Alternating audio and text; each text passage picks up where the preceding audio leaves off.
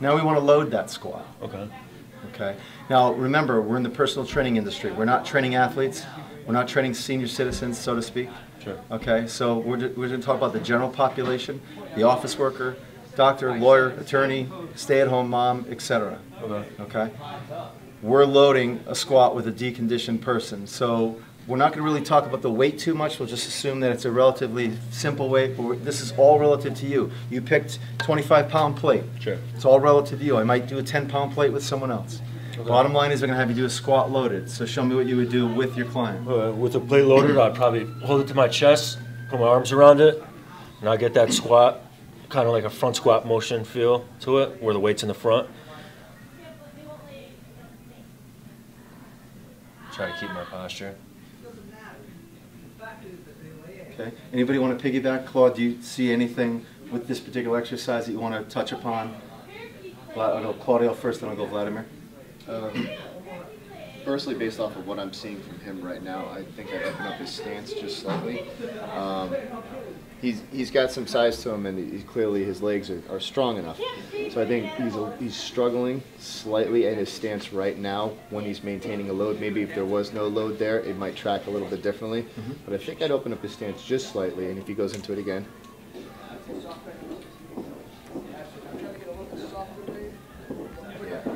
That there looks a little bit The chest does come up higher with the right. You're able to maintain neutral spine a little bit easier from there. Yeah. Because it was bowing originally. The legs are coming out wide enough. There's a little bit of an external rotation in the legs, but I think he was locked in a little bit too close with his feet. It's similar to, you know, when you're doing a bench press and your hands are locked into the bar, right? Your feet are locked into the ground, so they have to be in that right position for you to travel appropriately, which is going to be different for everybody, you know. Utopianly speaking, I mean, it'd be nice to just be flat, shoulder width, straight forward, but that's the perfect world. So if you have no joint concerns, like with you, we didn't see it until you started moving, you know? Yeah. And once we see you moving a little bit, it looks like it's got to be opened up a little bit. And that might be a muscular imbalance, like I said, that there's an external rotation, and maybe down the road, if that's something that's addressed and it changes, you might be able to come a little bit freer, you know, into that more neutral stance. Sounds about right. Feels right too. Okay. Do you want to add anything? It was just tilting a little bit more front. I'm sorry? He was tilting. Okay. Okay, yeah, Vladimir says you were tilting. What do you mean, like tilting forward? Yeah. Okay. In the first couple, or Yeah. after? You get Did the better tilt stop on the and open last my one, feet? but at the beginning. Okay. Here's my concern. Did we or did we not establish that when you go down, you go forward? Yeah. Okay. So when you add load to that equation, wouldn't the weight want to pull you forward Yeah. and make it worse? Yeah. Okay. Especially in front. You're strong enough as a trainer, Yeah. and this is where the system's flawed right now. You're strong enough as a trainer to hold that load and go into a perfect squat. When you went down and you decelerated, you brought your arms out to help stabilize that weight. You didn't hold it against you. Yeah, you shifted that weight. Go ahead, watch your elbows fly out. So you tilted the weight. Yeah. To right? keep my chest up. To keep your chest up, chin up. Yeah. So your neck, okay, let me just explain something to you. It's okay, you know, where it's allowed to go there, but just come up for a minute and look at the ceiling for a second. Okay, so that's cervical extension, correct? Yep. Versus flexion if you dropped your chin into your chest. You're keeping your neck in cervical extension all the time, and you're basically moving my shoulders. doing a little bit of a front raise with the load to stabilize it, which is fine because we have to adjust the weight accordingly. Sure. But I'm saying that in most cases, 8 times out of 10, your client is going to go down with that load like this, and it's going to pull them forward. Yeah. Creating a risk. So I'm saying until we could just do a squat and load them straight through the body, don't have anything external. So to really put an emphasis, if you hold the weight out in front of you and do the squat, which is ridiculous, you see trainers doing this all the time, is, you know, you're just stressing the anterior delts, like you're holding a front raise coming down, putting a lot of stress. So the longer the lever arm away from you, the more pull. Yep. Okay, so it's just pulling you forward, Sure. so to speak. Yeah. So there's a risk and benefit ratio. There's a benefit, but there's a bigger risk. So maybe as a personal trainer, I wouldn't have somebody hold a plate like that. I'm just throwing it out there. Sure. No, I You understand. don't have to agree. I Just agree. throwing it out there. Claude, do you agree at all? I do agree. Yeah, but it's I'm just throwing it out there. I'm just, no 100% because he is. It's a lever arm mechanism. You know, if you're holding your arm out and you put a weight over here versus a weight over here, the weight's going to feel heavier the more distal it is from the body. So if you are, going into a movement where your low back becomes a long lever arm, and you've loaded that long lever arm, it's just going to create more force. Sure. Okay, that pivot point, that chain, is going to get the brunt of it.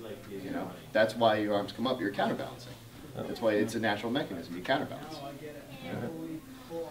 now, in the case of an application with a med ball, okay, this is 15 pounds. This is candy for you. It's not heavy, so it's all relative. But if you hold that there, even if I put you in proper anatomical positioning, elbows in tight, hold it on your chest, we could probably get away with something like this. Okay, I don't know if it's going to pull them as far forward, but we could probably get away with this. I don't know if this, this is a little better than the plate, so to speak. As long as he keeps it there. Again, I'm still concerned that he might not be able to maintain and he might fall forward a little bit. Okay, but again, whether there's a base of support, he taps or he just holds the ball. I don't know if I'd have him move the ball out any further away from the body, increase the lever arm. I want to keep it in tight. So my cues to you, my verbal cues, is watching you go through this motion and position is basically you own the ball, keep it close to you, keep your elbows in tight, keep the sternum high, keep your chin close to the ball so we keep that proximal cervical posture and hip hinge, come down slowly and stop. Come on up. And have you work through that range. And on the way up, I'd say to you something like, right now you feel your knees locking? Yeah. I want you to come up to a point where your knees are not locked. I don't notice it, you know it. Okay. Soft lock, I don't notice that you're not locking. You're not coming up all the way.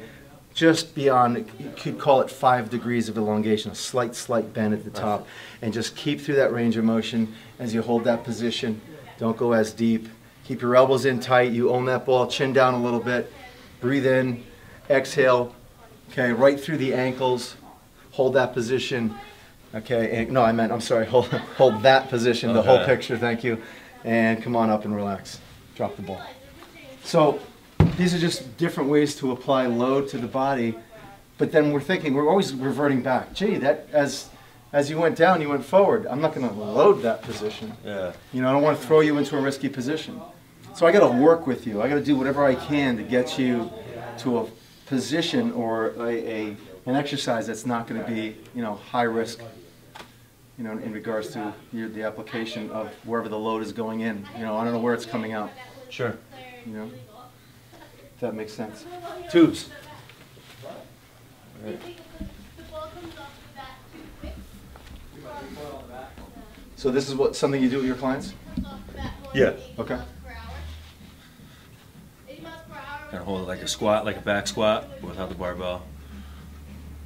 I'm trying to sit back. Okay. Who wants to piggyback on this one? Claudio? Well, the same issues are occurring. Yeah. You see that forward compensation, and I see your low back firing. I think this move in particular, I've seen it done, and I think this move is really going to fall prey to depending on who you're using it with. Yeah. You've got that really long torso, long femur ratio, especially your torso. So it makes it pretty difficult for you to not compensate by coming forward with any kind of a load going through there. So I don't think it's keeping you open enough, for your type of position. So this isn't a good move for your build per se. Maybe someone with a shorter frame might fit in there a little bit better, a little bit more compact, but That makes sense. it looks like from here I just see low back. Yeah. Yeah, I see low back firing. Starting to feel the lower back firing too. Yeah, there you go.